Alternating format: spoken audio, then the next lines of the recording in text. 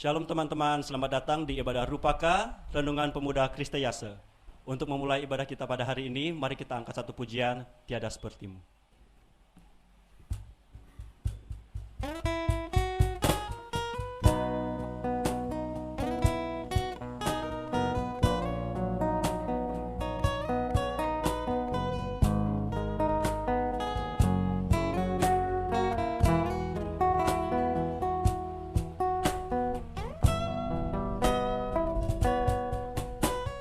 Anugerahmu kepadaku tak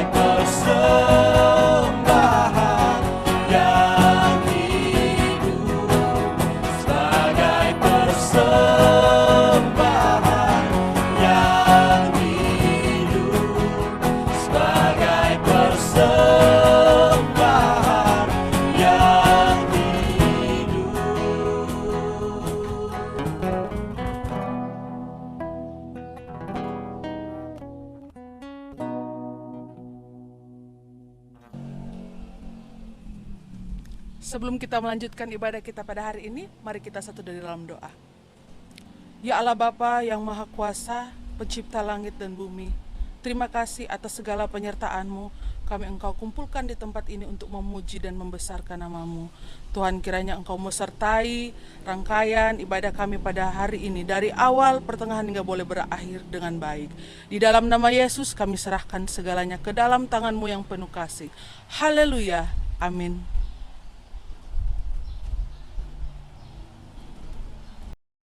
Untuk masuk ke dalam renungan kita pada hari ini, mari kita angkat satu pujian, Saat Ku Menyembah-Mu.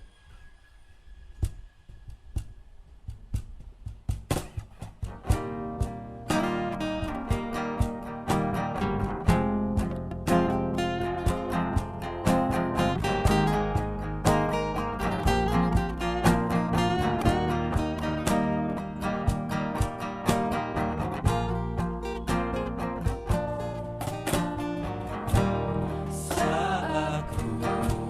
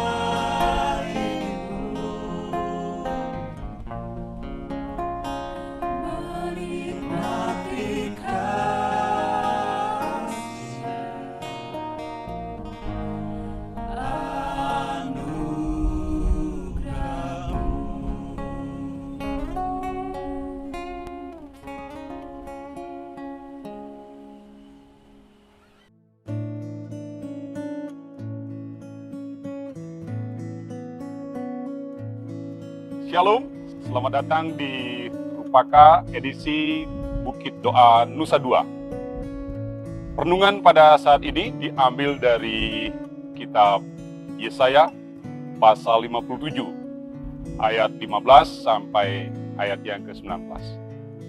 Sebelum kita membaca dan merenungkan firman Tuhan ini, mari kita berdoa. Ya Tuhan, berfirman-Lah, karena kami siap untuk membaca dan merenungkan firman-Mu. Dalam nama Tuhan Yesus Kristus kami berdoa. Amin. Yesaya pasal 57 ayat 15 sampai 19, demikian bunyi firman Tuhan. Sebab beginilah firman yang maha tinggi dan yang maha mulia, yang bersemayam untuk selamanya, dan yang maha kudus namanya. Aku bersemayam di tempat tinggi dan di tempat kudus, tetapi juga bersama-sama orang yang remuk dan rendah hati, untuk menghidupkan semangat orang-orang yang rendah hati, dan untuk menghidupkan hati orang-orang yang remuk. Sebab bukan untuk selama-lamanya aku hendak berbantah, dan bukan untuk seterusnya aku hendak murka, supaya semangat mereka jangan lemah lesu di hadapanku, padahal akulah yang membuat nafas kehidupan. Aku murka karena kesalahan kelobaannya. Aku menghajar dia, menyembunyikan wajahku dan murka. Tetapi dengan murtad ia menempuh jalan yang dipilih hatinya. Aku telah melihat segala jalannya itu, tetapi aku akan menyembuhkan dan akan menuntun dia, dan akan memulihkan dia dengan penghiburan, juga pada bibir orang-orangnya yang berkabung. Aku akan menciptakan puji-pujian, damai sejahtera bagi mereka yang jauh dan bagi mereka yang dekat. Firman Tuhan, aku akan menyembuhkan dia. Saudara-saudara sekalian yang dikasihi Tuhan, sebelum saya lebih jauh menguraikan firman Tuhan yang baru kita baca tadi, lebih awal saya ingin menyampaikan suatu kisah nyata yang memberikan motivasi dan juga inspirasi dalam kehidupan kita dewasa ini. Suatu hari ada seorang anak kecil yang datang ke gereja, tetapi karena pakaiannya yang kumel, kemudian dia berasal dari sebuah pinggiran desa, dan ketika dia masuk, dia melihat gereja sudah penuh, maka dia sangat bersedih. Dia hanya bisa berdiri di depan pintu gereja sambil menangis karena tidak bisa ikut ibadah dalam gedung gereja itu.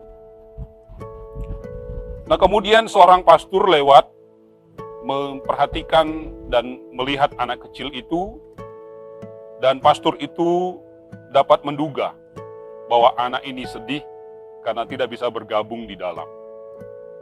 Kemudian pastor menghampiri anak itu dan memegang tangannya, menuntun dia masuk ke dalam gedung gereja dan mencarikan tempat baginya. Dan setelah itu masih ada kursi yang kosong bagi anak kecil itu, dan pastor mempersilahkan dia duduk. Dan anak itu senang sekali, dia dapat memuliakan Tuhan bersama-sama dengan teman-teman yang lain. Dan kemudian usailah ibadah itu, dan anak ini pulang dengan penuh semangat, dan kemudian dia mulai mengumpulkan uang seadanya. Uang bekal yang diberikan oleh orang tuanya dia tabung sedikit demi sedikit, sampai akhirnya dia memiliki sejumlah 57 sen. Itu uang yang sangat kecil sekali pada waktu itu. Kemudian diceritakan bahwa anak kecil ini meninggal,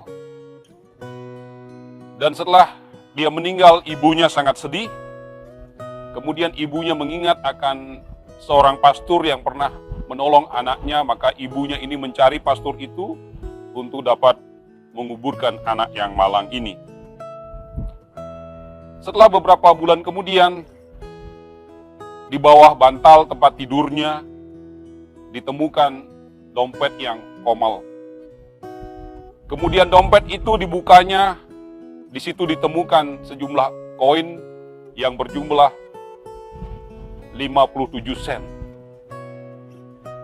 Kemudian mama daripada anak ini menceritakan kisah itu, di mana di bawah di dompetnya itu juga ada tulisan, uang ini dikumpulkan untuk disumbangkan ke gereja, supaya gereja bisa dibangun dan ada lebih banyak lagi anak-anak kecil dan orang-orang lain juga ikut menyembah Tuhan di gereja.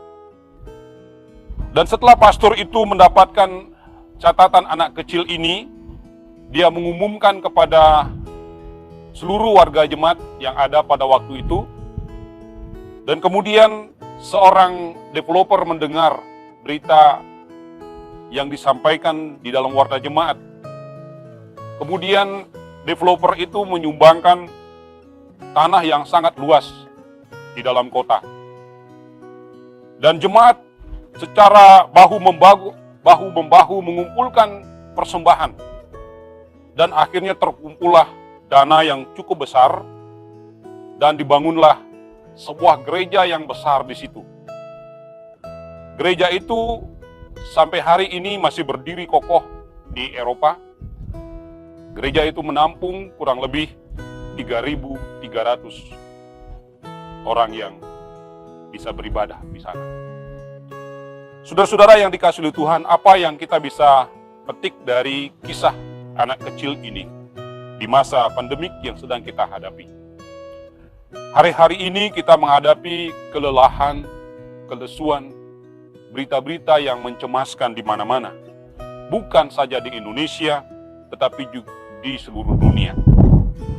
Belakangan ini mungkin sudah 6 minggu kita selalu dalam kondisi PPKM darurat yang diperpanjang.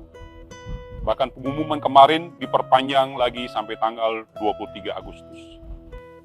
Apakah kita putus asa? Apakah kita kecewa? Apakah kita marah menghadapi situasi ini?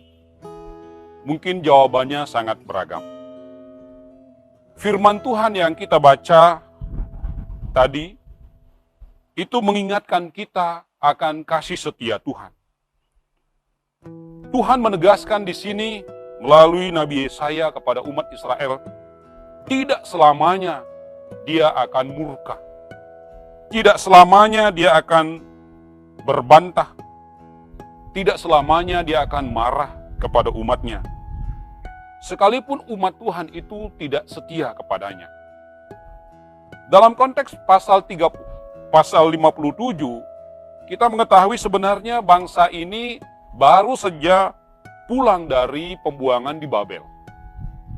Mereka ditawan di Babel karena kesalahan mereka. Karena mereka tidak taat dan tidak setia kepada Tuhan. Tetapi ketika mereka diizinkan pulang, baru saja mereka pulang, mereka sudah mulai lagi melanggar.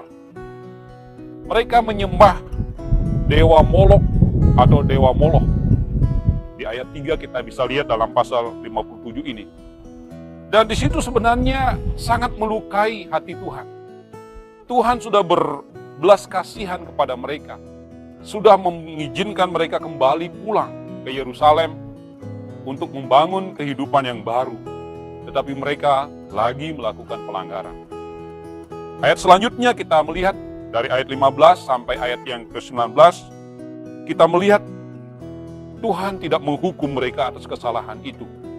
Tetapi Tuhan menegaskan bahwa Tuhan tidak akan selamanya marah dan tidak selamanya murka.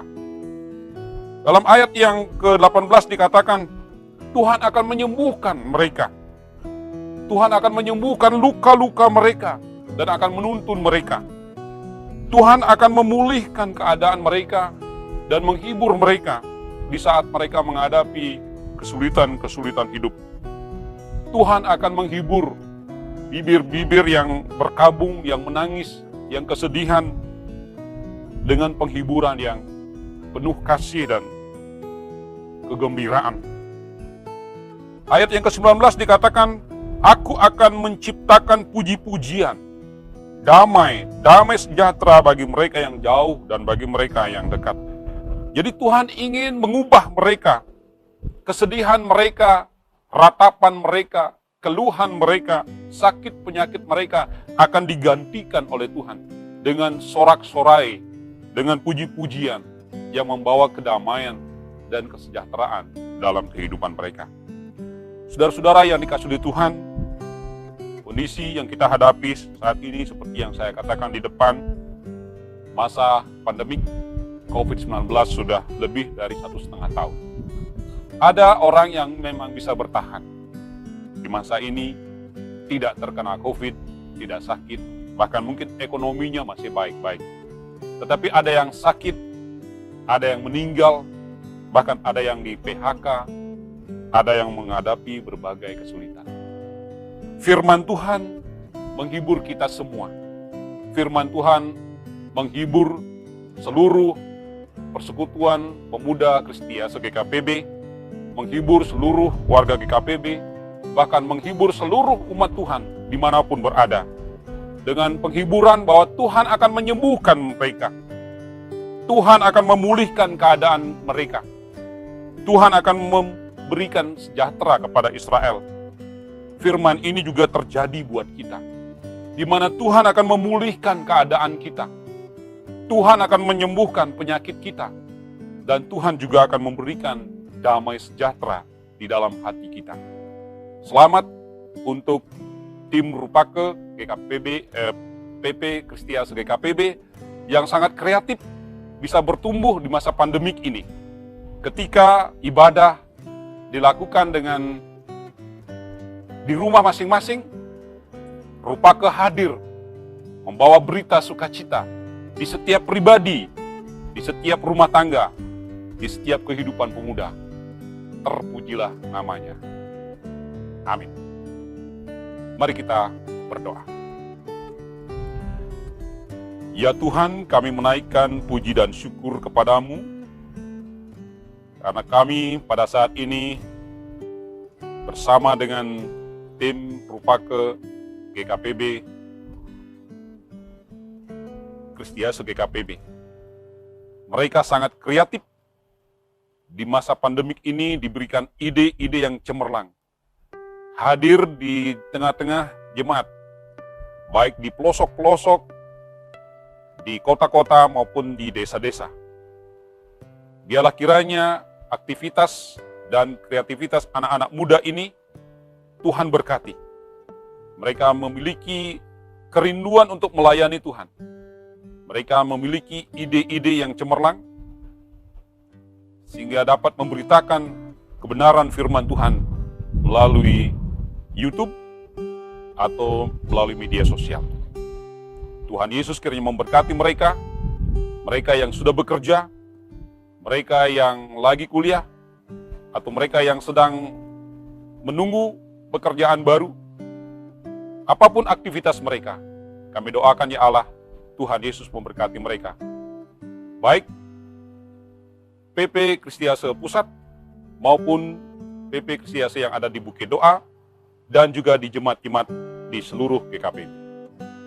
Terima kasih ya Tuhan, kami juga bersyukur karena di masa pandemik ini Gereja Kristen Protestan di Bali melalui kantor sinode, departemen-departemen, dan yayasan-yayasan, bahkan juga di jemaat-jemaat terus melakukan pelayanan.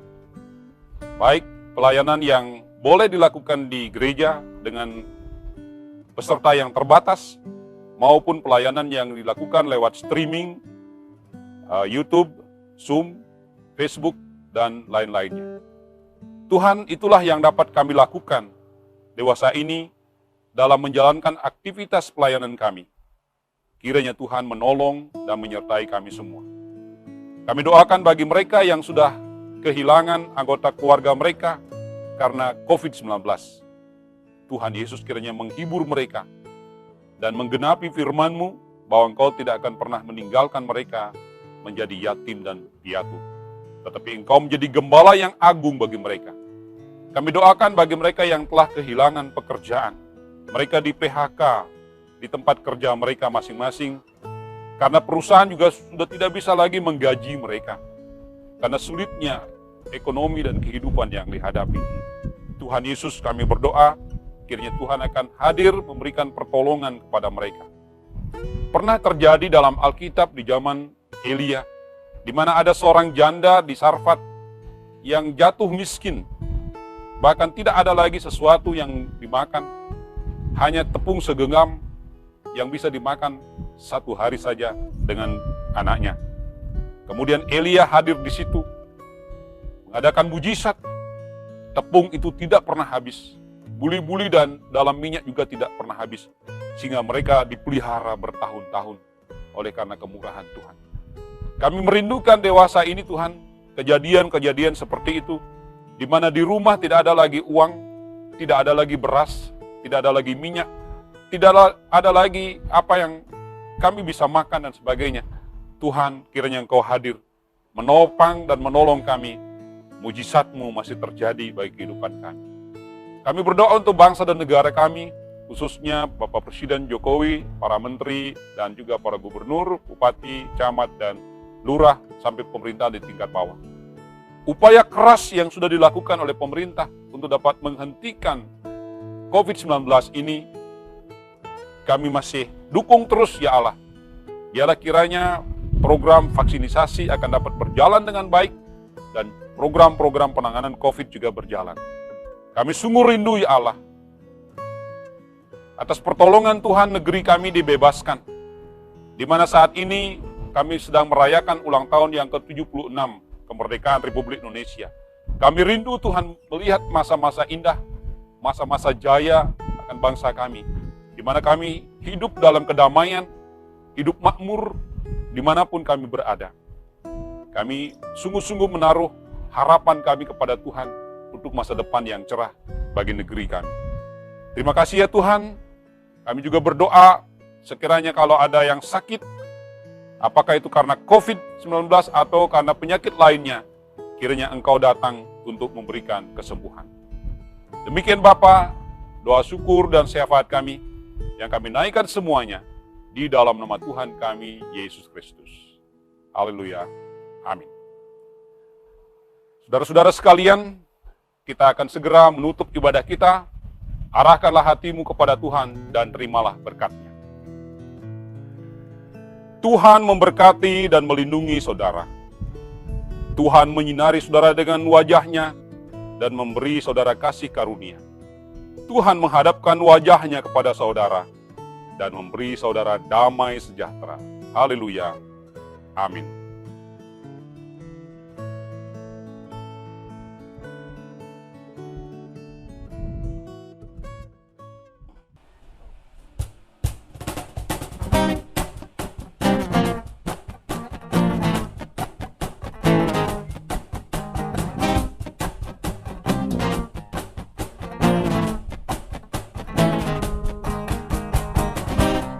Siapa kau bandingkan kekuatan